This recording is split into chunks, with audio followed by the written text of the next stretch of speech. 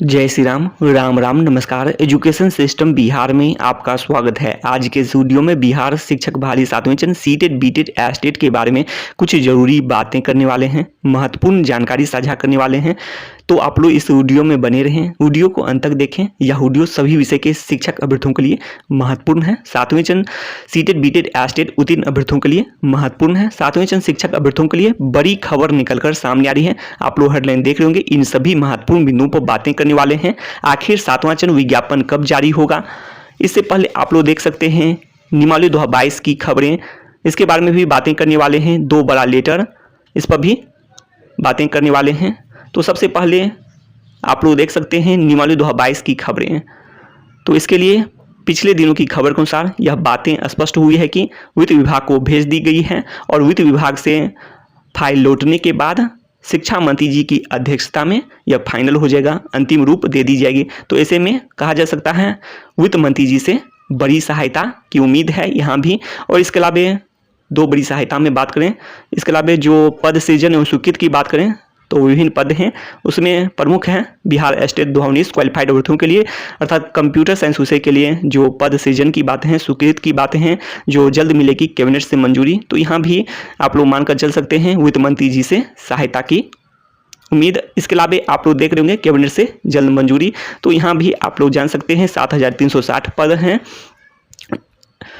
कुल मिलाकर 7360 पद। और इसके अलावा पहले से भी हैं कंप्यूटर साइंस विषय में, तो कुल मिलाकर 8000 से 9000 के बीच में पद हो जाते हैं। अब आगे आप लोग देख सकते हैं यहाँ भी और भी हैं अन्य 3 सहायता की बात करें तो प्रयोगशाला सहायक की बात करें, 3 प्रत्येक विद्यालय में 3-3 प्रयोगशाला सहायक की बातें की गई हैं। यह विज्ञान विषय से संबंधित हैं अर्थात फिजिक्स, केमिस्ट्री और बायोलॉजी विषय से संबंधित हैं। एक एक करके 3 प्रयोगशाला सभी विद्यालय में बातें की गई हैं 9360 उच्च माध्यमिक विद्यालय में। और इसके अलावा विद्यालय सहायक और विद्यालय परिचारी की बातें हैं, इसके लिए भी पद सृजन और स्वीकृत की बातें हैं।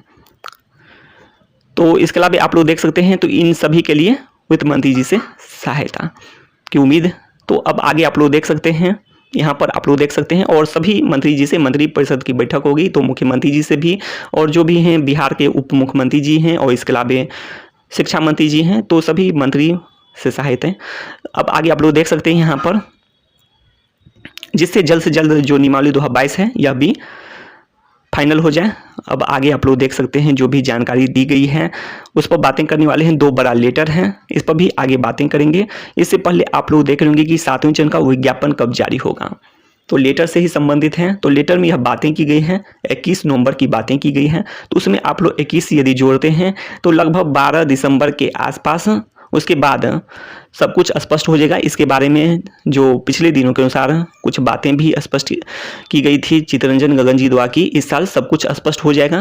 तो ऐसे में इस साल तक में 7वें चरण का शेड्यूल जारी होने की पूरी संभावना है और इसके लिए 12 दिसंबर के बाद अब माना जा रहा है दिसंबर के अंतिम सप्ताह या जनवरी महीने में 7वां चरण विज्ञापन जारी हो सकता है। अब आगे आप लोग देख रहे होंगे कि जो हाई कोर्ट से मामला 6ठे चरण 5 वर्ष के अंदर बीएड रोक, तो इससे पहले जो बातें 2 बड़ा लेटर, तो इस पर भी रूबरू कराने वाले हैं। तो इसीलिए आप लोग इस वीडियो में बने रहिएगा।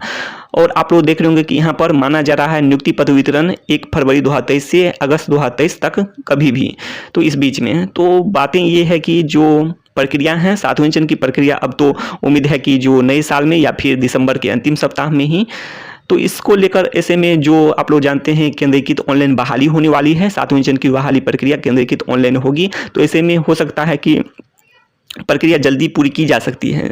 यदि सरकार का प्रयास हो तो यह प्रक्रिया बहुत जल्दी पूरी हो जाएगी। तो ऐसे में 1 फरवरी 2023 से अगस्त 2023 तक में उम्मीद रख सकते हैं कि जो 7वें चरण में माध्यमिक उच्च माध्यमिक के लिए सबसे पहले प्रक्रिया पूरी होगी, उसके बाद जो सीटेट बीटेट अभ्यर्थियों की भी पूरी हो जाएगी इस बीच में।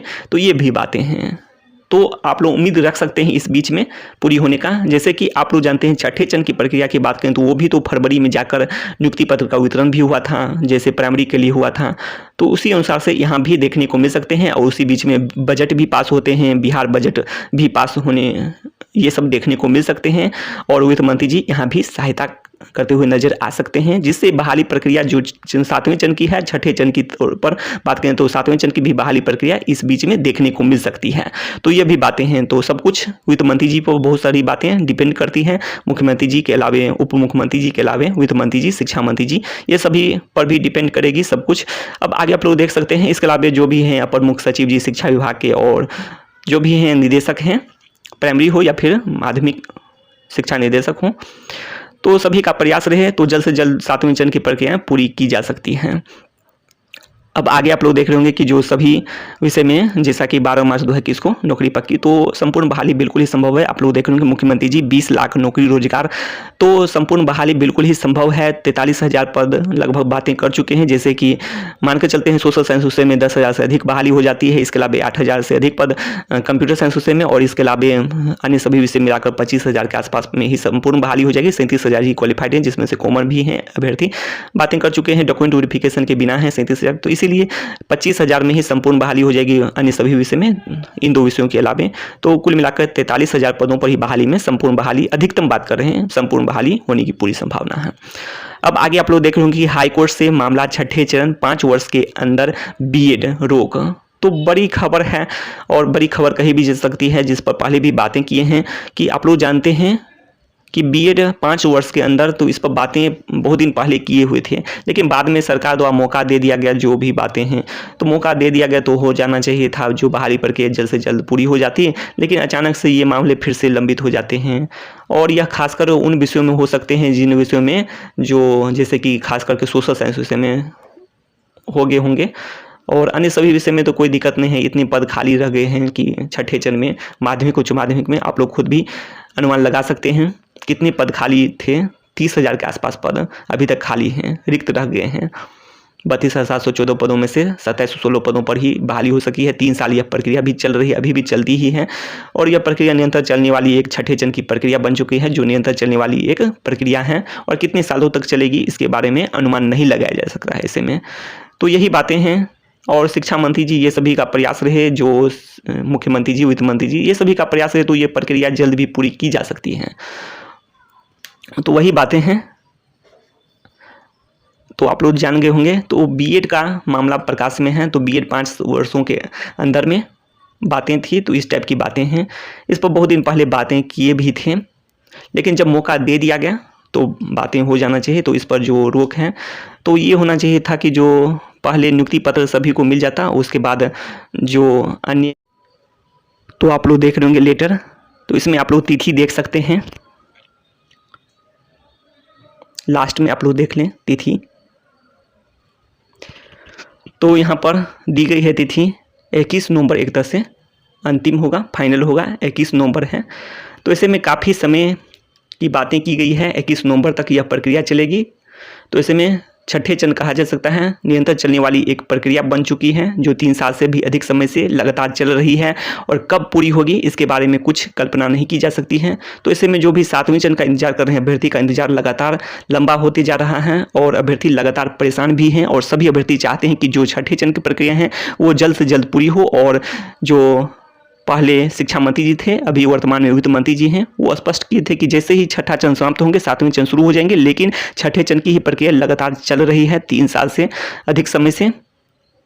तो ऐसे में जो भी अभ्यर्थी हैं इसके बाद ही शेड्यूल जारी हो सकते हैं, जो प्रक्रिया हैं ये सभी पूरी होने के बाद ही 7वें चरण का शेड्यूल जारी हो सकता है, और दिसंबर के बाद, और दिसंबर के अंतिम सप्ताह या फिर जनवरी महीने में ही उम्मीद की जा सकती है, जो भी 7वें चरण का इंतजार कर रहे हैं अभ्यर्थी।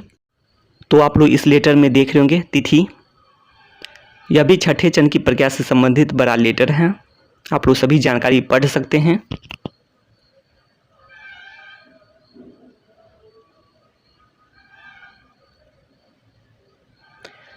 तो आप लोग ये तिथि देख रहे होंगे, ये सभी जानकारी हैं जो लिखी गई है, आप लोग देख सकते हैं, जो भी 6ठे चरण के अभ्यर्थी हैं।